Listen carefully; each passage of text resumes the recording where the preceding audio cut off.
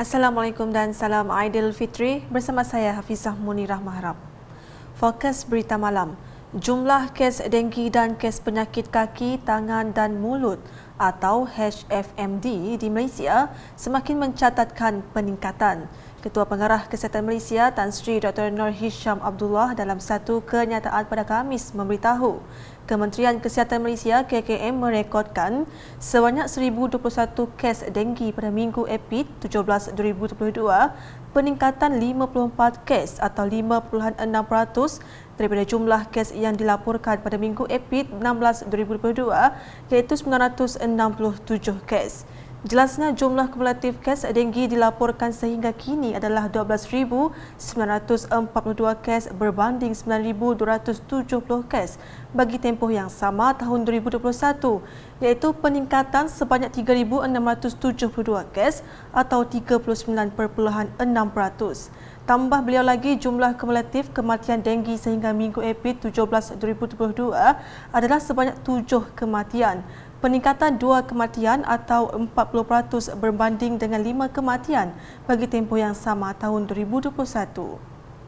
Sementara itu, beliau memberitahu sehingga Minggu Epid 17 2022, sebanyak 22,463 kes HFMD telah dilaporkan di seluruh negara iaitu peningkatan sebanyak 12.8 kali ganda berbanding Minggu Epid yang sama tahun 2021 iaitu hanya 1,752 kes.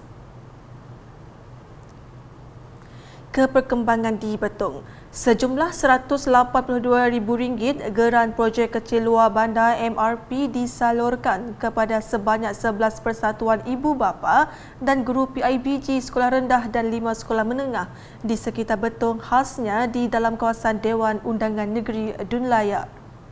Penyerahan geran disempurnakan oleh Ahli Dewan Undangan Negeri Layar merangkap Timbalan Menteri Belia Sukan dan Pembangunan Usahawan Datuk Jerat Rentab Jabu pada Jumaat bertempat di Pusat Khidmat Dun Layar.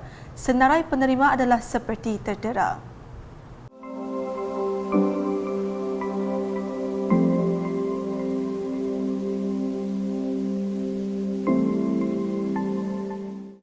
Dalam pada itu, wakil setiap sekolah merakamkan penghargaan dan ucapan terima kasih kepada Adun Layar kerana sentiasa menyalurkan geran tersebut setiap tahun untuk memudahkan mereka melaksanakan aktiviti yang dirancang.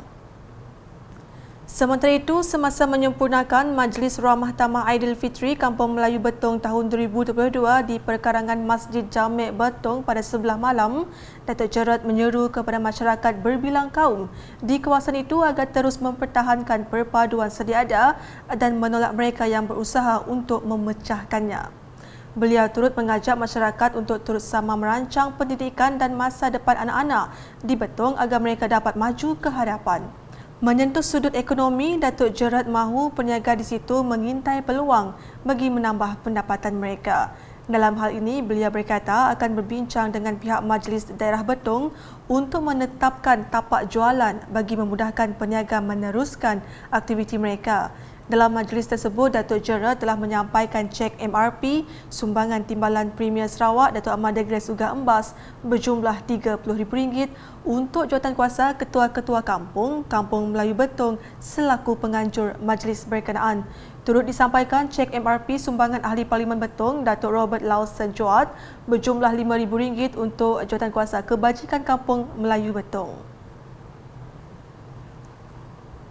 Manakala di Miri, Borneo Automotive Leisure Touring Team sedang mengadakan aktiviti bagi meneroka dan menikmati keindahan di Sarawak ini.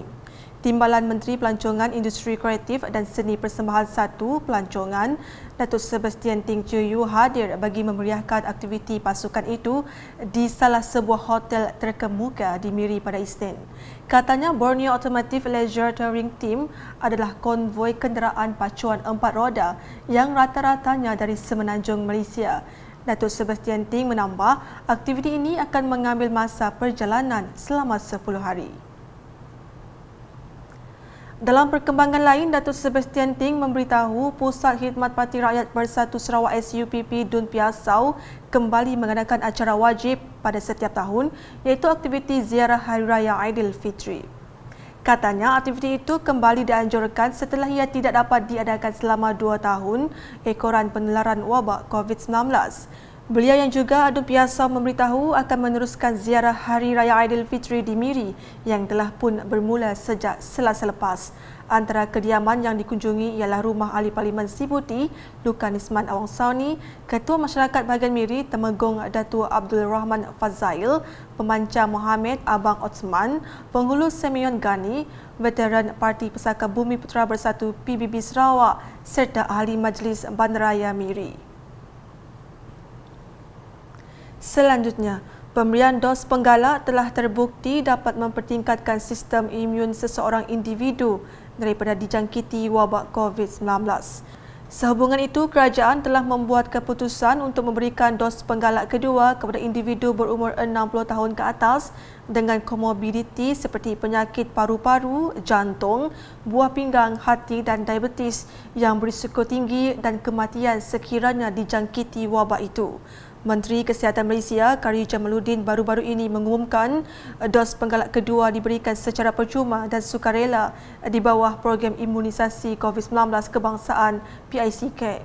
Sehubungan itu, wartawan Unit Komunikasi dan Penerangan Sarawak UKAS telah menemu bual beberapa orang awam bagi mendengar reaksi mereka berkenaan dengan pemberian dos penggalak kedua tersebut.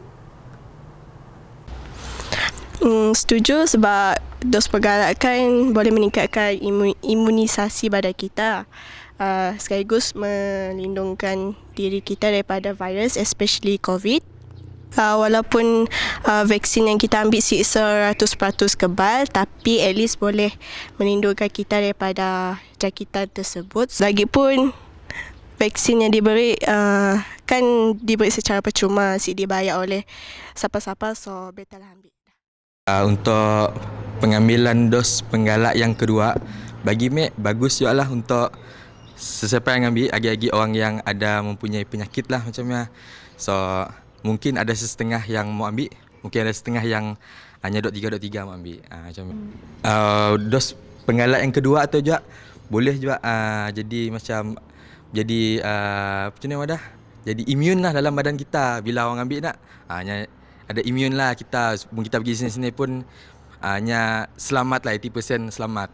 Dan seperti mana yang kita nangga macam first orang yang ambil dos penggalak ya, yang first kali orang ambil, ada je orang yang setuju, ada je orang yang setuju. Mungkin ada sebab-sebab tertentu, tapi kita pun mesti tahu. Ada yang tahulah, ada yang kita akan tahu, tapi ada yang setengah yang akan mau, setengah yang akan mungkin si mau macamnya. Kami bersetuju dengan dos penggalak tu sebabnya boleh melindungi kita daripada wabak COVID-19, terutama dengan varian baru iaitu varian Omicron yang menyebar di seluruh dunia termasuk di Malaysia. Selainnya kami dos penggalak tu juga boleh meningkatkan daya tahan tubuh kita dengan imunisasi tubuh kita. Sekian edisi malam bersama saya Hafizah Munirah. Berita lebih lanjut boleh didapati di semua platform media sosial UKAS termasuk portal ukas.sarawak.gov.my dan UKAS Channel di YouTube. Salam UKAS.